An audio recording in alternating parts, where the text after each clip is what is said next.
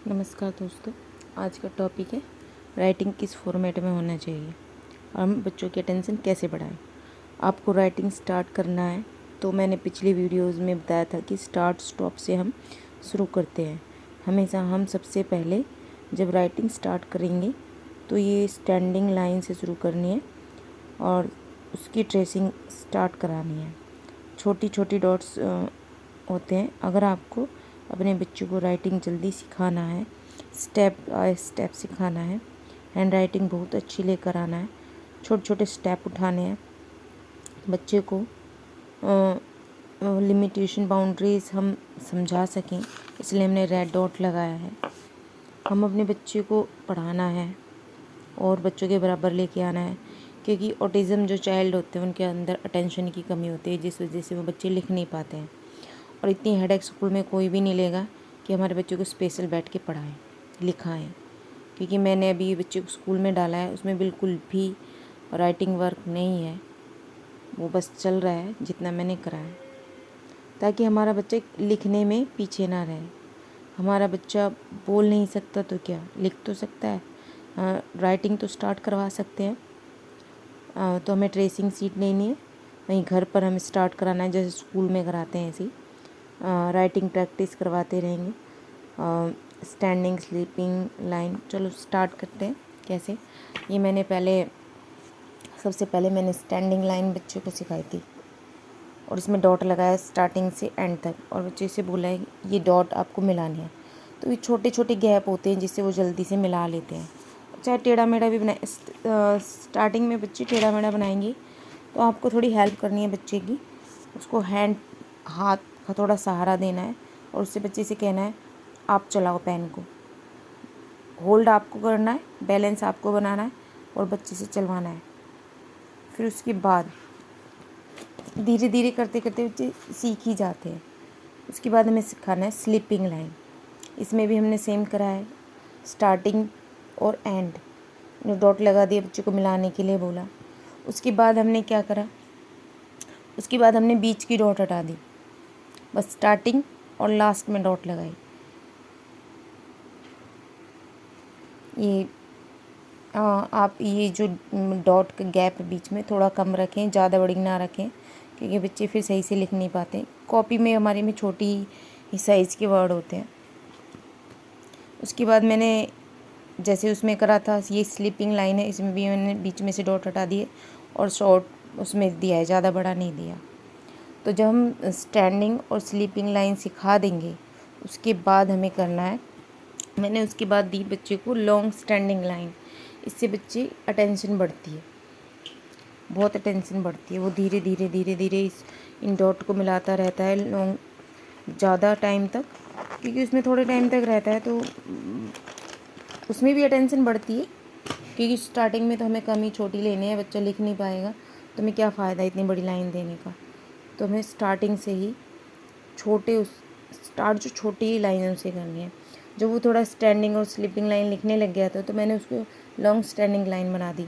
वो धीरे धीरे डॉट को मिलाता देख देख के ऐसे ऐसे ऐसे ऐसे ऐसे ऐसे, तो चाहे वो टेढ़ा मैं बीच में से मिटा देती, अगर टेढ़ा भी हो जाता तो वो दोबारा से सही कर देता था उसको। तो इससे उसकी बहुत ज़्यादा जो अटेंशन थी बहुत बड़ी थी, लिखने में इससे बहुत हेल्प हुई थी। उसके बाद हमने सिखाई थी उसको, जब हमने बच्चे को स्लीपिंग और स्टैंडिंग लाइन सिखाई है तो हमें बच्चे को स्टैंडिंग और स्लीपिंग लाइन के वर्ड की ही प्रैक्टिस करानी है। और हमने सिखाया तो स्टैंडिंग और स्लीपिंग है, और करवा रहे हैं हम कर्सिव वाले वर्ड, तो बच्चा लिख नहीं पाएगा, परेशान होगा, रोएगा। तो आपको पहले, अगर आपको राइटिंग अच्छी लानी है तो आपको स्टैंडिंग और स्लीपिंग लाइन के वर्ड ही प्रैक्टिस कराना है। स्लैंडिंग लाइन है। इसके बाद मैंने जब ये वर्ड प्रैक्टिस कराए थे, ये स्टैंडिंग स्लीपिंग, स्लीपिंग स्टैंडिंग, ये सारे जो वर्ड हैं ये स्टैंडिंग और स्लीपिंग लाइन के हैं।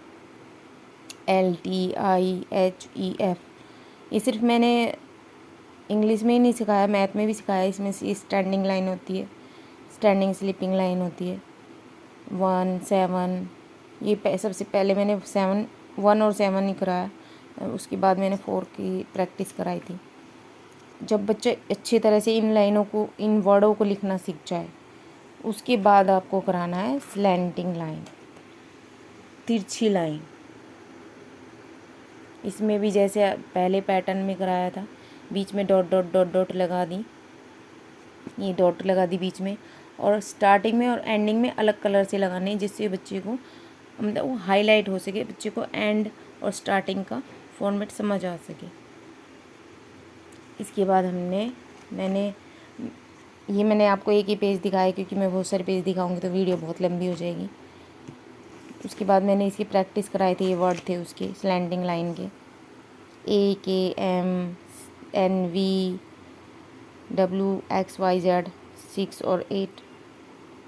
आपको इनकी 15 डेज़ तक प्रैक्टिस करानी है कम से कम। इन स्लैंटिंग लाइन वाले अक्षरों में तो 1 महीना भी लग सकता है। कुछ बच्चे जल्दी कर लेते हैं, कुछ देर में समझ आता है। स्लैंटिंग लाइन के बाद आपको कराना है कर्सिव। इसमें भी यही फॉर्मेट है डॉट वाला। इसमें मैंने आगे स्टार्टिंग में नहीं दिया, क्योंकि वो लिखना सीख गया था, तो वो डॉट का जो कॉन्सेप्ट था वो समझ चुका था, इसलिए मैंने इसको स्टार्टिंग और एंडिंग का मैंने नहीं लगाया। इसके बाद मैंने उसको ये वर्ड लिखने की प्रैक्टिस कराई थी, BCDGJOQRSU, और साथ में ये वर्ड। फिर उसके बाद मैंने ये पेज बनाया अलग से, मैथ्स का अलग, अल्फ़ाबेट्स का अलग, डॉट लगा के।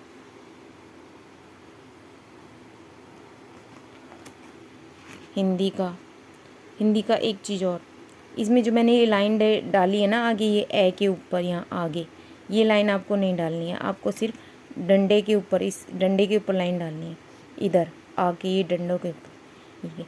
क्योंकि जब बच्चा लिखेगा ना इस चीज़ को, अब मैंने जब ये बच्चा इस पे पहुंचा था अंग के ऊपर, तो वो क्या कर रहा था, वो गलत बना रहा था, वो बार बार उसको समझ नहीं पा रहा था। क्यों? क्योंकि उसके ऊपर ये स्लीपिंग लाइन डली हुई थी।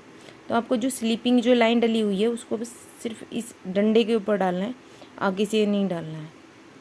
और मैंने इन सब के ऊपर वीडियो भी बना के डाली हुई है, आप देख सकते हैं इसकी वीडियो, वो कैसे लिखना है इसने स्टार्ट किया था। Thank you.